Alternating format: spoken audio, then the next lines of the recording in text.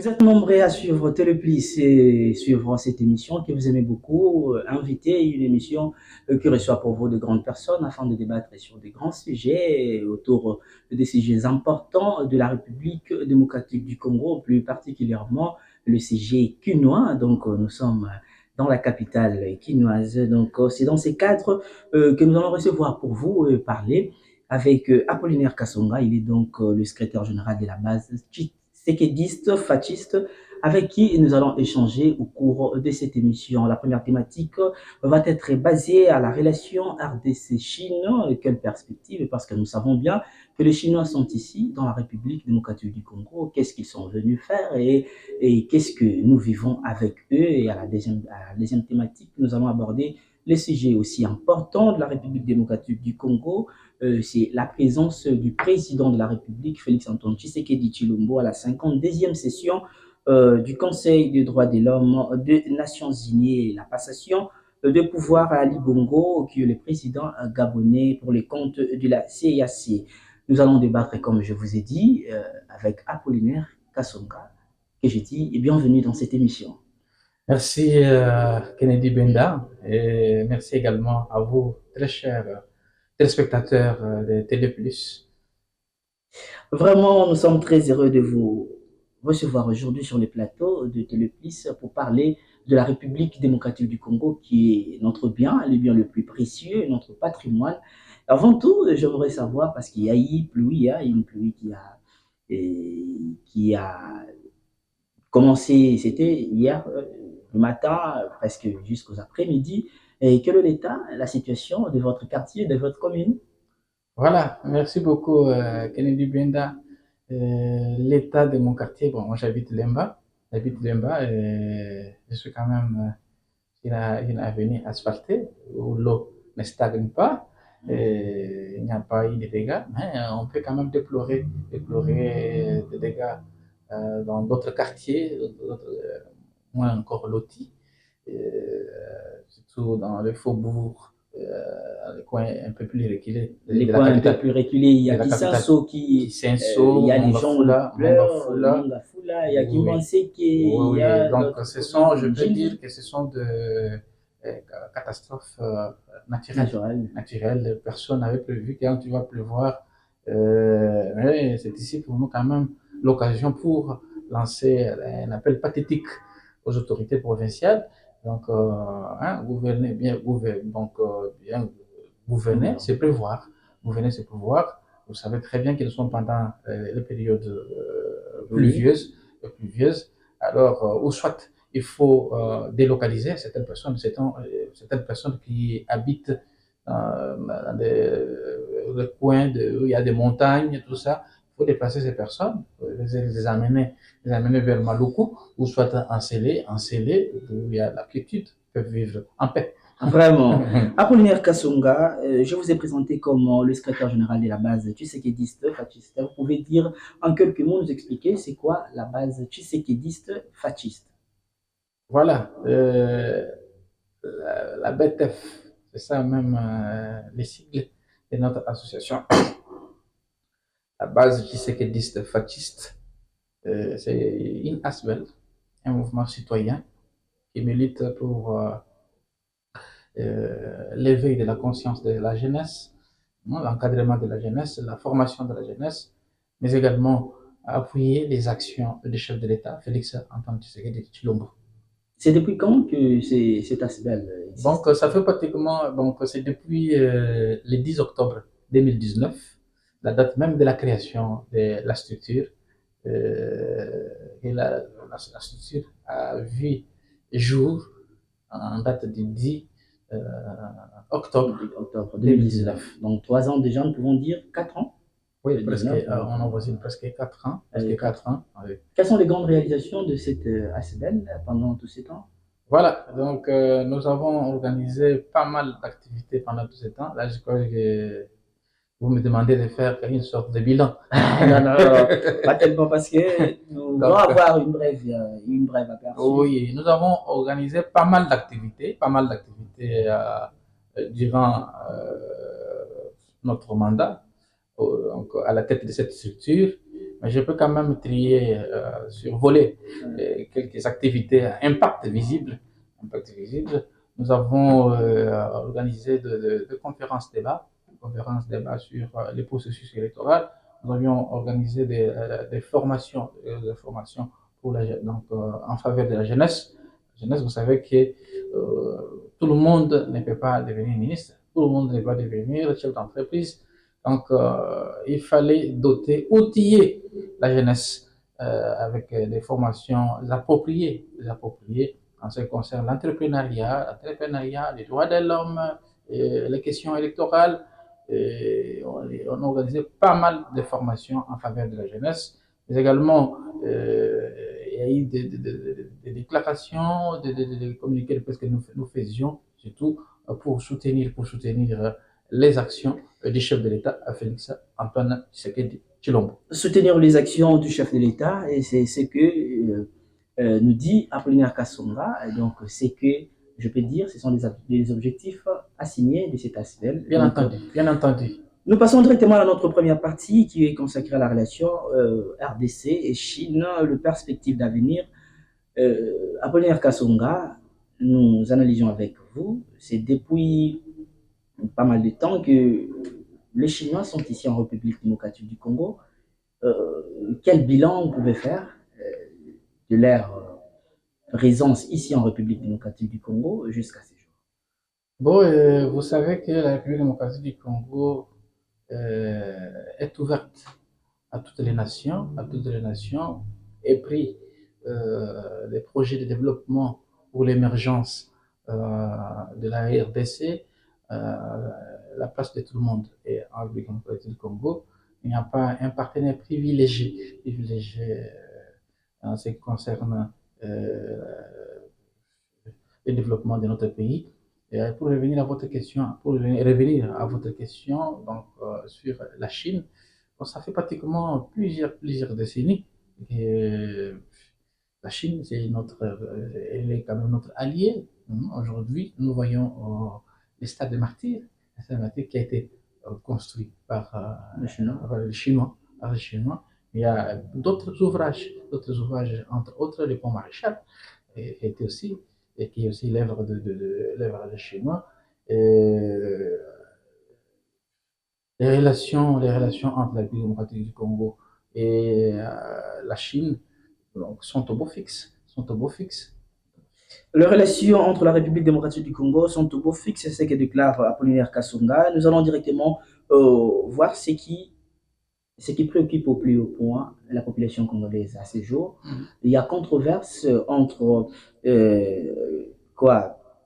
sur le contrat sino-congolais. Donc, il y a un contrat qui a été signé entre la Chine et la République démocratique du Congo visant la construction de routes, visant ce qui a trait aux infrastructures. Il y a pas mal de personnes qui passent à la télévision autour de ces sujets. Ça suscite vraiment des réactions. Quelle analyse faites-vous par rapport aux chiffres? Il y a des 8 milliards, il y a des 3 milliards. Il n'y a pas vraiment des révélations nettes sur ces sujets. Quelle analyse faites-vous par rapport à ça? Monsieur Kennedy Benda, finalement, les Congolais, cette fois-ci, quand même, ont fini par savoir sur les contenus du contrat chinois. Donc, depuis que l'IGF, l'inspection générale des finances, a publié son rapport sur les 10 contrats sinon congolais, donc il y a à boire et à manger. Et là, de toute évidence, on s'est dit que l'État congolais a été floué dans ce contrat chinois. Est-ce que vous allez vous poser la question, Kennedy Benda, est-ce que ces gens, parce que avant même que je vous parle de mon analyse sur ces contrats chinois, donc je remonte un peu plus haut pour dire que c'était un contrat qui a été signé entre le gouvernement congolais et quelques entreprises privées chinoises. Donc, et ces contrats étaient à la hauteur de 90 milliards.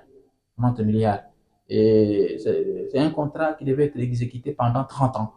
Pendant 30 ans, donc les entreprises chinoises devaient exploiter nos minerais Et en contrepartie, nous, la République démocratique du Congo, nous devions bénéficier des infrastructures. Et à ce jour, donc, à ce qui concerne la part des répartitions, la Chine devait avoir 66%, et la République démocratique du Congo, pour la République démocratique du pour la République démocratique du Congo, donc 34%. Mais quand on évalue l'exécution de ces contrats, donc le constat est amer. Il fallait attendre les rapports de l'IGF. Il fallait attendre les rapports de l'IGF pour comprendre que l'État congolais a été floué. Alors, les gens se posent des questions.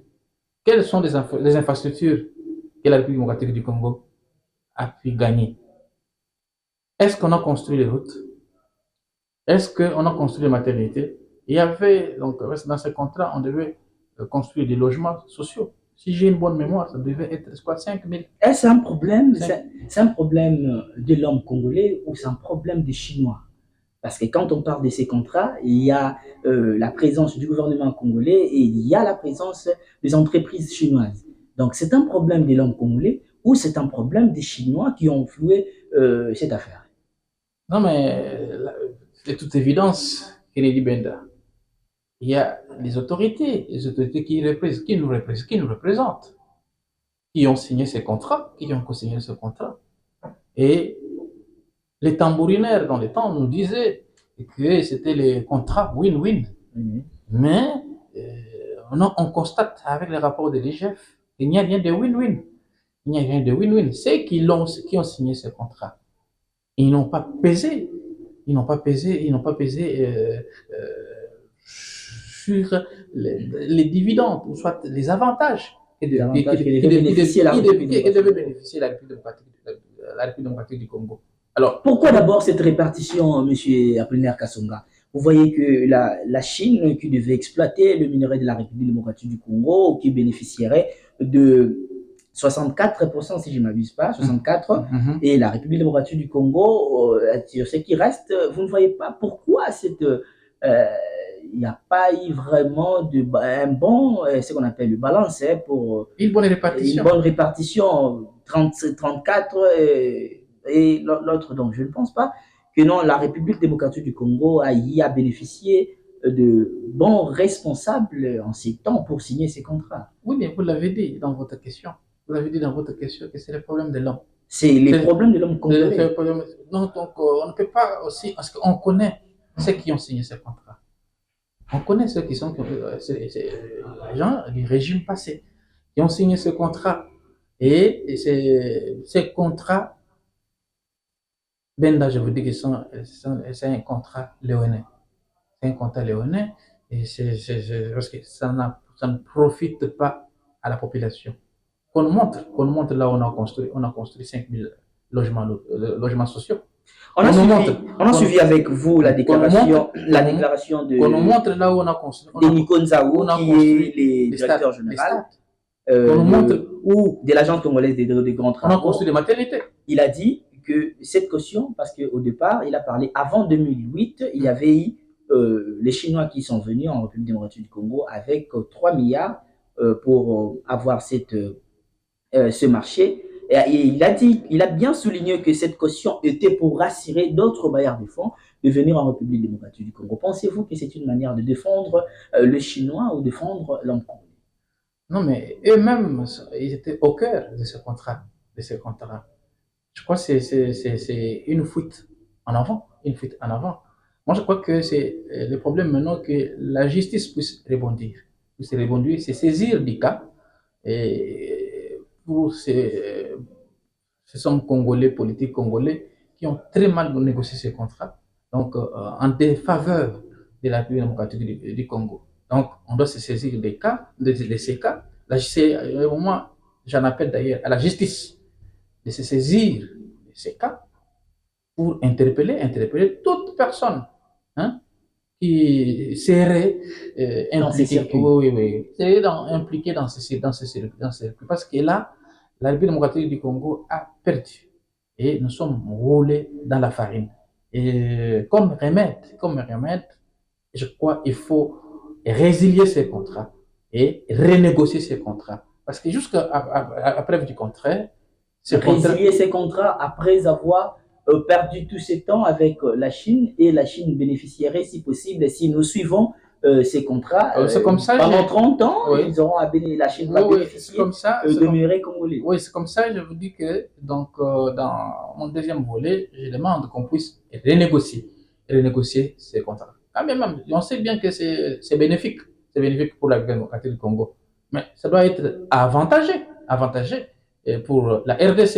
Alors, on doit renégocier ces contrats pour que ça soit win-win.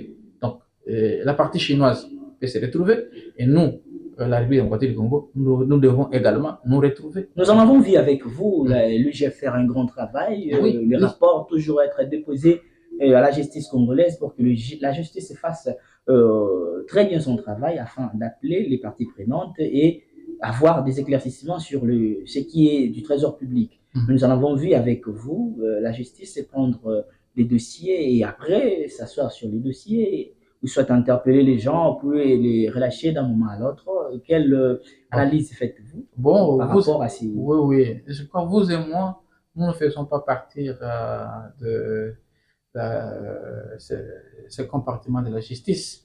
On doit laisser la justice faire son travail. Donc, Vous ne voyez pas que non, ça affaiblit au moins la force, ça affaiblit l'IGF et quand je mène mes démarches, je fais le rapport, puis après, nous voyons autre chose. non, mais bien avant ça, nous avons vu l'IGF a fait des rapports, les gens ont été interpellés, les autres ont Interpellé pour interpellé, relâcher, non, bien sûr, relâché. Mais quand faute de preuves. oui, mais s'ils coopèrent avec la justice, ils vous diront c'est la place publique qu'ils ont coopéré avec la justice, non plus. Certainement. Aujourd'hui, vous avez un budget de 16 milliards. Et là, on ne parlera pas de la neutralité de la justice congolaise. Bien sûr, il y a des petits couacs, mais on doit faire quand même confiance à notre justice. Et je sais qu'il y a des petits couacs au niveau de cet appareil judiciaire. Hein, il y a certains magistrats qui n'ont pas les mains propres. Et ces magistrats doivent être extirpés. La raison pour laquelle les chefs de l'État avaient compris à son temps que les besoins se faisaient sentir au niveau de la magistrature. Et on a engagé plus de 5 000 jeunes magistrats parce qu'il y avait des contraintes des territoires chefferies où il manquait de magistrats. Donc, je crois que c'est la solution apportée rapidement par le président de la République en jetant d'autres jeunes magistrats pour que cet appareil judiciaire soit efficace. Puisque vous parlez de la jeunesse, Apollinaire Kassonga, j'aimerais aussi que nous abordions un sujet concernant la justice. Ne pensez-vous pas que cette manière de faire dépend de la jeunesse et donner beaucoup plus de confiance à la jeunesse au moment où c'est un stade où l'homme ou encore la personne n'a pas encore beaucoup découvert dans sa vie. Donc, dès qu'il accède à des postes ou encore à des fonctions telles que être magistrat dans un milieu peut-être rural, dans un milieu peut-être là où c'est un peu reculé, pensez-vous que la jeunesse fera très bien ce travail par rapport à ceux-là qui l'ont précédé? Mais vous Parce qu'il y n'avez a qu'à encore la fleur de l'âge. vous n'avez qu'à voir avec les dernières nominations des chefs de l'État à la territoriale, tout ça. J'ai vu un bourgmestre, je crois, de 23 ans.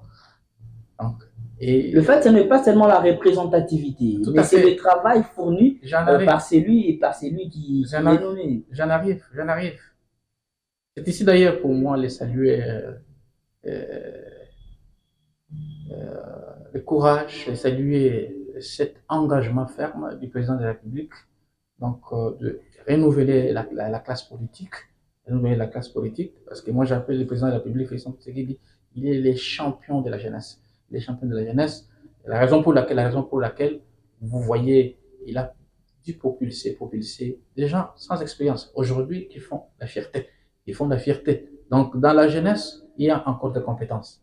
Il y a des compétences dans cette jeunesse. Au fil des jours, nous voyons comment cette jeunesse, quand les choses de l'État sont confiées à la jeunesse, cette jeunesse elle prend la chose au sérieux parce qu'on ne peut pas sous-estimer vous êtes là et vous êtes Kennedy Benda, vous êtes jeune.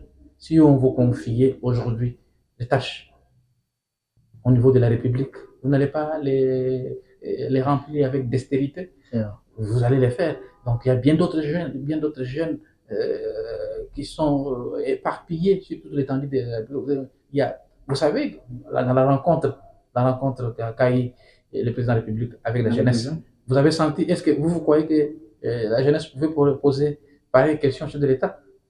Alors, ce qui vous montre que cette jeunesse est éveillée aujourd'hui et elle a compris la main tendue du président de la République et qui veut renouveler la classe politique. La raison pour laquelle nous saluons les champions. Très chers téléspectateurs de Télépolis, c'est toujours dans ces cadres, c'est dans cette harmonie que nous analysons, nous débattons avec nos invités pour vous procurer ce que vous voulez. Donc, nous sommes avec Apollinaire Kassonga, comme je vous l'avais annoncé. Il est secrétaire de la base Tshisekediste Fatiste, avec qui on échange, on continue à échanger au cours de cette émission sur le thématique. Si après, on parle de la relation République démocratique du Congo-Chine avec ses perspectives, et en deuxième lieu, on va clore cette émission par la présence du président de la République, Félix-Antoine Tshisekedi Tshilombo, à la 52e session du Conseil des Nations Unies de droits de l'homme. Aussi, on va parler de la passation du pouvoir du CAC entre le président Félix Tshisekedi et son homologue gabonais Ali Bongo.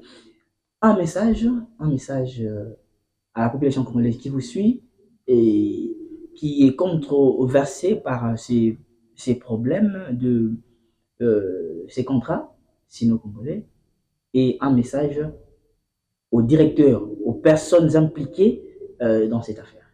Voilà, les messages restent simples. Il faut requalifier, il faut renégocier avec ces contrats sinon congolais, parce que il n'y a pas l'équilibre, dans ces contrats. Et la partie. Et les résultats n'est pas palpable. Voilà, les résultats n'est pas concret. Oui, les résultats jusque-là ne sont pas palpables parce que l'autre partie chinoise, donc, n'a pas voulu honorer ses engagements. Où est-ce qu'on nous a construit les 5 000 logements sociaux?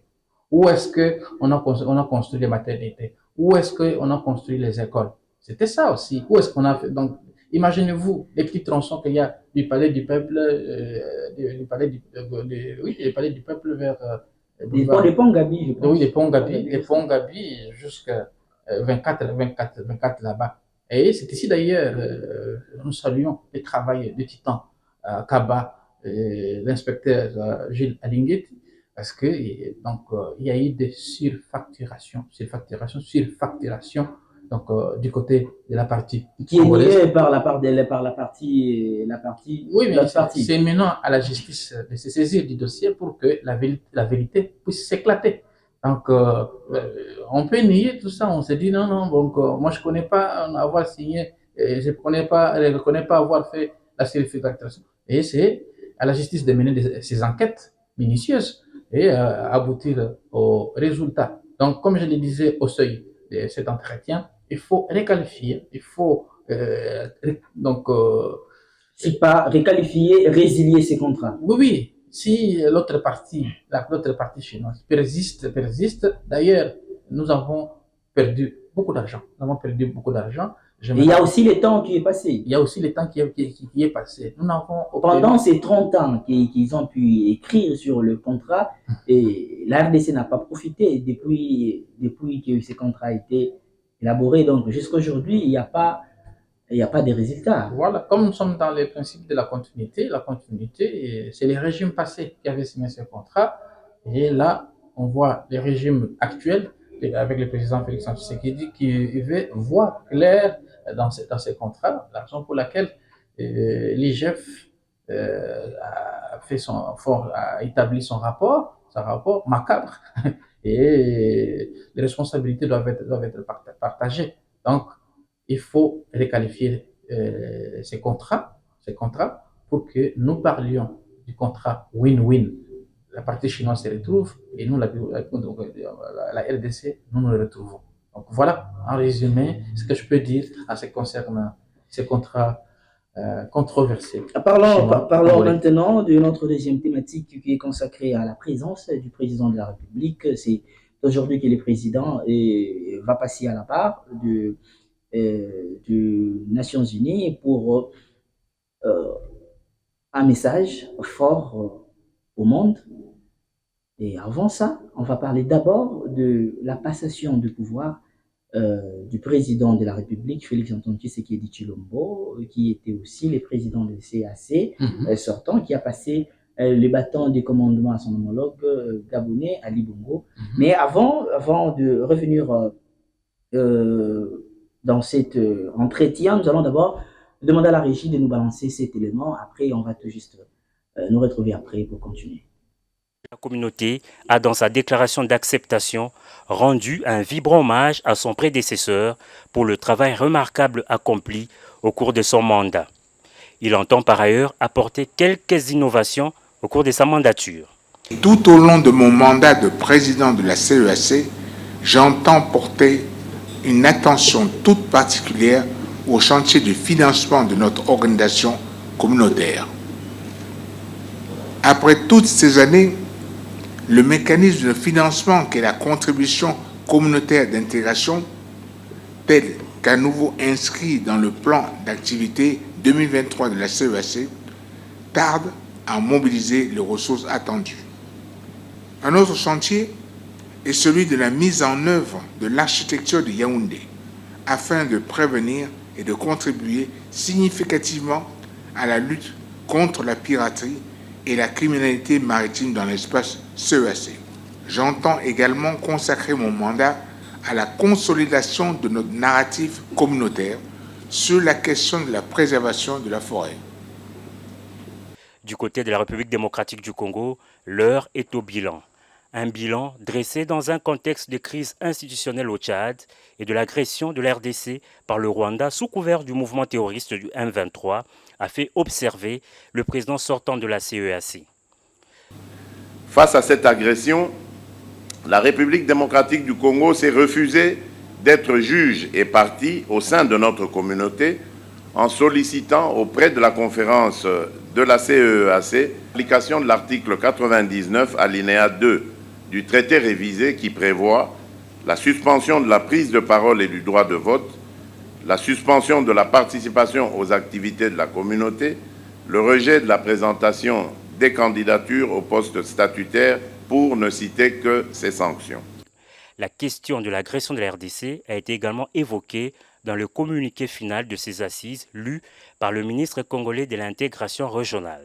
Le chef d'État déplore la dégradation continue de la situation sécuritaire dans la province du Nord Kivu et condamne sans réserve le groupe dit M23 pour ses nombreuses exactions et violences dont il se rend chaque jour coupable. De nombreuses autres allocutions ont été prononcées lors de cette conférence, parmi lesquelles celle du représentant spécial du secrétaire général de l'ONU et celle du président de la commission de la CEAC.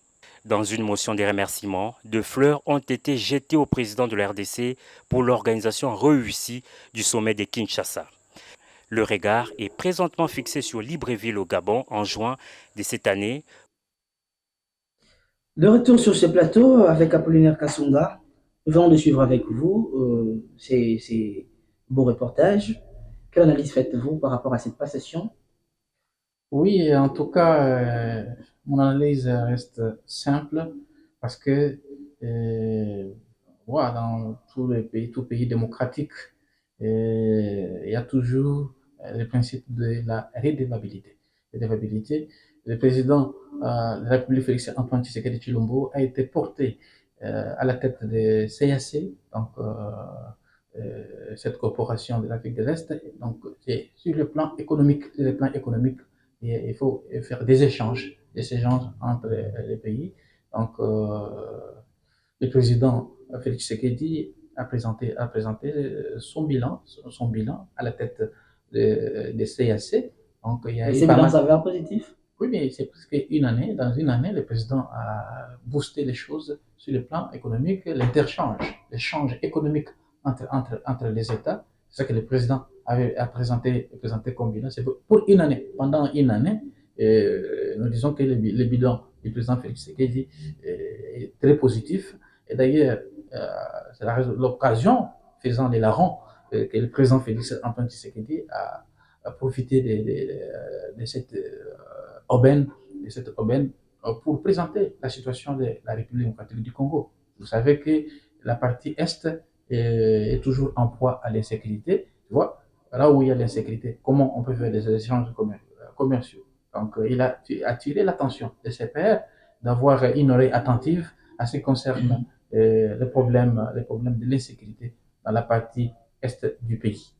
Donc, ce n'est pas la première fois que le président de la République le fasse. Donc, du haut de la tribune des Nations Unies, il a étalé noir sur blanc qu'il a été éculé jusqu'à 16 jours agressé par le Rwanda. Il a pointé du doigt au Rwanda. Il est en train de le dire à maintes reprises, mais il n'y a pas de réaction.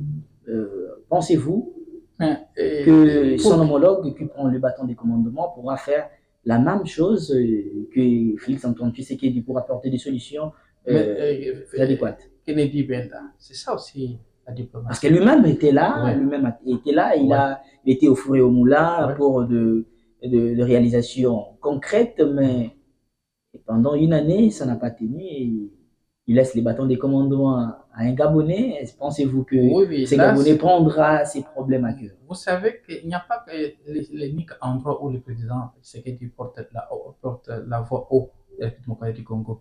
Donc, nous sommes dans beaucoup de structures, dans plusieurs organisations. Donc là, c'est donc juste l'organisation de la communauté économique. Donc, même aujourd'hui, il sera devant la tribune des Nations Unies pour les droits de l'homme pour au moins évoquer ces mêmes problèmes, je pense. J'en arrive. Et si aujourd'hui, je vous pose la question, le problème de la République démocratique du Congo, ça ne date pas avec le président Tshisekedi. Et le président Tshisekedi, quand il dénonce, partout où il passe, il les dénonce. Et dans les temps, on disait que la communauté internationale était sourde. Et aujourd'hui, cette voix de la République démocratique du Congo est entendue dans les concerts des Nations Unies. Il y a plusieurs rapports de l'ONU qui attestent aujourd'hui que ça ne suffit pas d'avoir du rapport, M. Apollinaire Kasumba. Ça ne suffit pas d'avoir le rapport, ça ne suffit pas d'être entendu. Bien sûr, mais il faut au moins l'applicabilité, donc la mise en œuvre de toutes ces décisions qui sont prises par les concerts. Tout à fait. C'est là, là où moi je trouve donc la communauté internationale complice. Elle est complice, je trouve, elle est dans une ambivalence que moi je ne comprends pas, parce que prenons la situation qui se passe en Russie et Ukraine, la situation de Russie et Ukraine. Mais nous avons vu l'Ukraine qui est soutenue par l'Occident. On voit les chars, on voit les fonds qui arrivent, et on a même sanctionné la Russie. Et pourquoi pas la République démocratique du Congo? Au moment où la République démocratique du Congo est agressée, mais il y a même des sanctions qui ont pesé sur la République démocratique du Congo. J'insiste pour revenir à votre question qu'il faut qu'on sanctionne les Rwandais. Maintenant, comment on connaît que c'est les Rwandais qui soutient les M23? Donc, des sanctions devront s'en suivre pour montrer à Kagame. Vous savez que le problème c'est quoi? Les malheurs c'est quoi? Parce que nous avons les richesses interminables. Mais ce sont les richesses que nous ont léguées nos ancêtres. Et ces richesses sont congolaises. Mais envoyées par les Occidentaux. Oui. Donc ces richesses sont convoitées. Et Kagame n'est qu'un sous-traitant. De ces multinationales. Ils sont éparpillés au niveau de l'Occident. Donc, la raison pour laquelle le président Félix Tshisekedi tenait à ce qu'on puisse privilégier la diplomatie. Vous voulez exploiter nos minéraux, venez. Donc, ici, nous sommes en partenariat gagnant-gagnant. Voilà, voilà, vous gagnez et nous gagnons. Donc, c'est ce qui n'est pas voulu par les Occidentaux. Ils ne veulent pas. Mais vous voulez, comment on donne la mort à des milliers et des milliers de Congolais pour les richesses? Ils sont les nôtres. Et ce ne sont pas les richesses.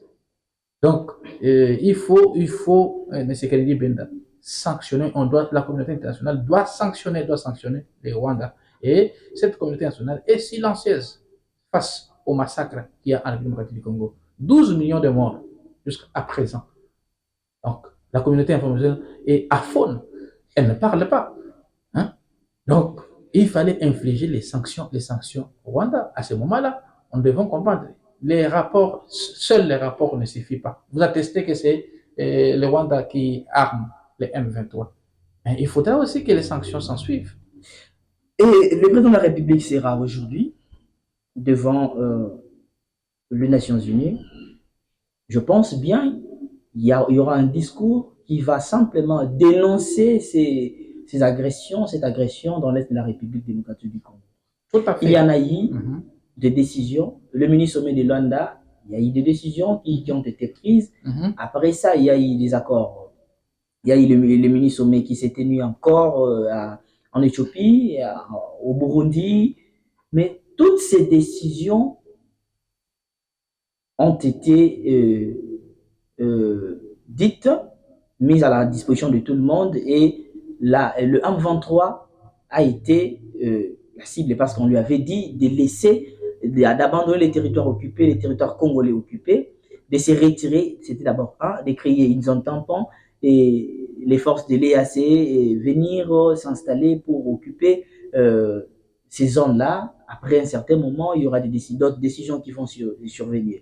Mais nous avons compris avec vous les 48 heures accordées au M23 pour se retirer des zones occupées. Le M23 n'ont pas accepté, n'ont pas exécuté encore les sommets des Burundi et le même M23 n'ont pas exécuté. Il y a encore eu les sommets, la clôture des sommets en Éthiopie. Les M23 n'ont pas cédé. Jusqu'à quand? Au moment où nous parlons, il y a Mouchaki qui est tombé sous le M23 et le site minier de Rubaya entre les mains de M23. Ça ne veut pas être une insuffisance ou encore la moindre autorité de la part de l'Union africaine et des communautés des États d'Afrique, des communautés économiques des États d'Afrique centrale, ou c'est quoi au juste nous ne comprenons pas? Oui, Kennedy Benda, le chef de l'État qui participe au 52e session des Nations Unies des droits de l'homme. Vous savez que c'est une très bonne chose, une aubaine encore pour le chef de l'État, parce que ça fait pratiquement que le chef de l'État, Félix Antoine Tshisekedi Tshilombo, est à la tête du pays. Ça fait pratiquement 4 ans, jour pour jour, qu'il est à la tête du pays. Et lui, le président Tshisekedi est champion de la liberté individuelle, la liberté d'expression, je crois,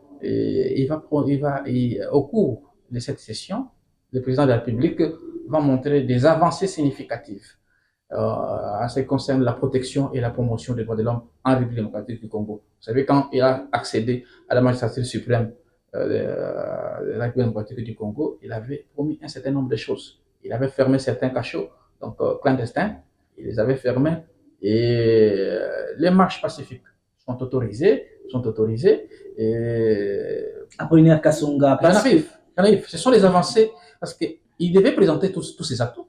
Parce que ça ne sera pas, ça sera un non-événement, parce qu'il est dit à chaque fois qu'il est à la tribune. Mais Kennedy Benda, vous avez été dans ce pays. Il y a le régime qui est passé et le régime de Tshisekedi qui est arrivé aujourd'hui en ce qui concerne la liberté des individus. Donc, le président Tshisekedi est champion des droits de l'homme. Aujourd'hui, les gens peuvent passer, on ne peut pas être arrêtés pour la liberté, pour avoir dit quelque chose sur les antennes, tout ça. Certains camps vous accusent aussi d'être la liberté d'expression. Dictateur. Non, il y a pas mal de gens qui sont arrêtés par rapport à ces dires. Mais les journalistes qui étaient incarcérés autrefois, aujourd'hui, les journalistes ne sont pas incarcérés. Et les droits de l'homme. Ce ne sont pas seulement des journalistes qui sont incarcérés, même les hommes politiques. Il y a des prisonniers politiques à ces jours. Oui, quand vous allez en prison. C'est comme ça, là, je vous disais que le président Tshisekedi, lui, nous a amené l'état de droit. L'état de droit aussi signifie qu'on ne peut pas s'immiscer dans les affaires de la justice. Il faut laisser la justice faire son travail. Voilà la raison pour laquelle il va profiter de cette tribune des Nations Unies pour montrer toutes ces avancées significatives sur le plan des droits de l'homme, les respects des droits de l'homme. Pensez-vous que cette session apportera des solutions adéquates à la Il n'y a pas seulement ça, Le président Tshisekedi va revenir également sur la guerre plutôt de l'Est qui nous est infligée par les Rwandais et ces multinationales qui soutiennent les Rwandais au travers les M23. Donc, le président de la République, sa voix, donc, lui, cuvait la paix. Il avait promis la paix en cette partie, à la population de cette partie de l'Est du pays.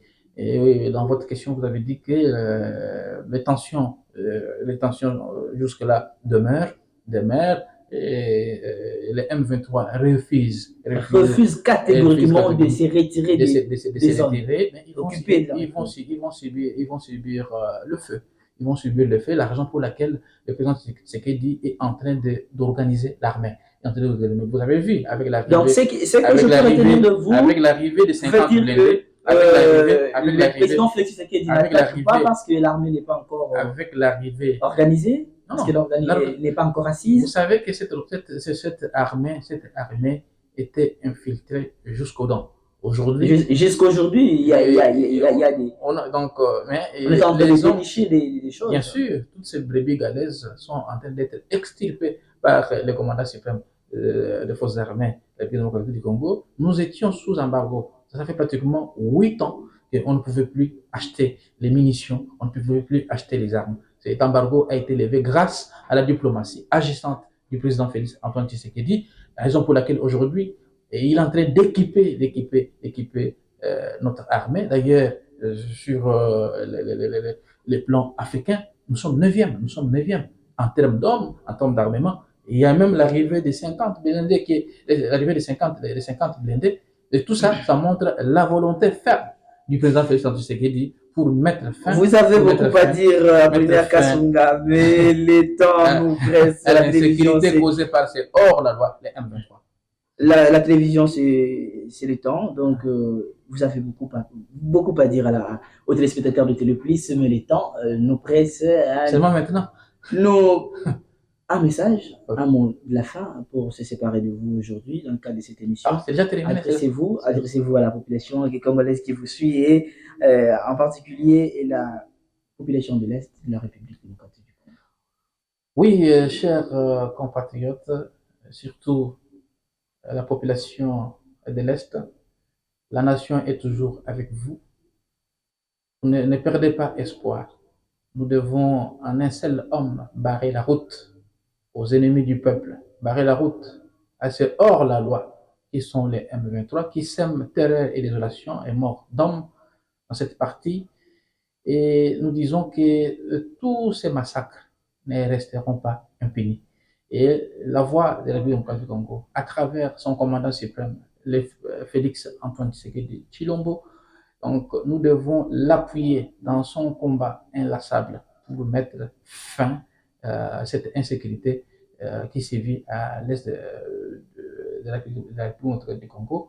Donc tout espoir est encore permis. C'est un message d'espoir que je suis en train de vous lancer, que nous devons en un seul homme, comme nous l'avons fait dans plusieurs marches que nous avons organisées ici. Donc les chrétiens, les fidèles, les catholiques, les protestants, donc, et toutes les autres organisations de la société civile ont fait bloc pour dénoncer cette agression, cette énième agression rwandaise au travers les M23. Donc, tout espoir est encore permis. Accordons la chance au président Félix Antoine Tshisekedi.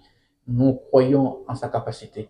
Nous croyons en ses promesses à ce que cette partie du pays puisse retrouver rapidement la paix durable.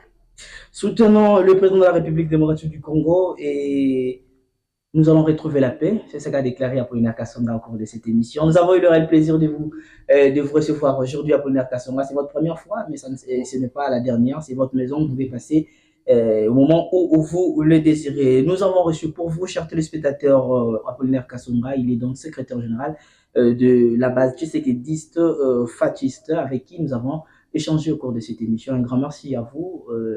N'hésitez pas surtout de le repasser. Et un grand merci aux téléspectateurs. N'oubliez surtout pas de vous abonner sur notre chaîne YouTube Téléplus RDC pour avoir beaucoup plus de nouvelles sur votre chaîne. Au revoir, on se retrouve à la prochaine. Merci.